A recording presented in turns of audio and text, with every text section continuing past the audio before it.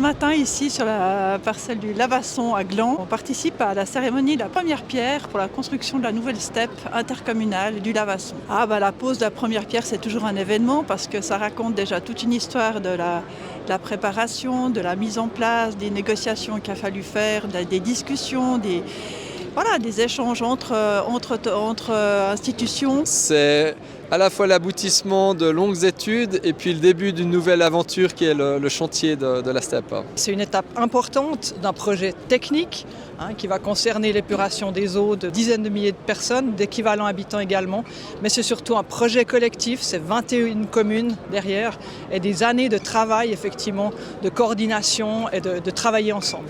L'APEC est le maître d'ouvrage, c'est l'association pour l'épuration des eaux de la côte qui épure leurs eaux pour l'instant à la Dulive et qui d'ici peu épureront leurs eaux sur le site du Lavasson. L'énergie qui sera collectée sur ce site ici, c'est l'énergie qui provient du couplage chaleur-force d'une part et d'autre part l'eau qui est rejetée après avoir été épurée à une certaine température résiduelle. Elle sera montée en température et le tout sera envoyé dans le réseau de chauffage à distance de Gland, couvrant à peu près 20% des besoins. On est sur du renouvelable local en circuit court.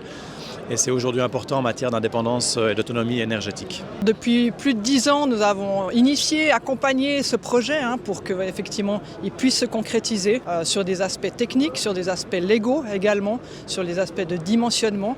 Et in fine, nous arrivons également aussi avec des subventions, donc un soutien financier du canton. Un des premiers objectifs, c'est augmenter le nombre d'équivalents habitants qui pourront être traités par la steppe. L'autre objectif, c'est de se mettre à niveau du point de vue du traitement de l'eau avec des nouveaux objectifs qui sont effectivement le traitement des micropolluants et puis le traitement dit de l'azote total.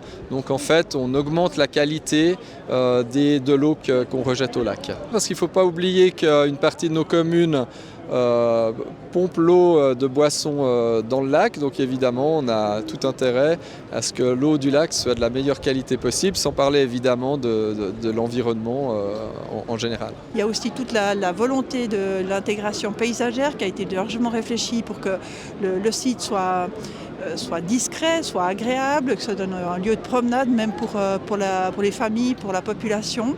Le site il a aussi été choisi parce qu'il n'est pas trop proche des habitations, il est malgré tout proche de la nature. Et puis on commence ensemble à se réjouir de voir ces fondations couler, voir les murs monter.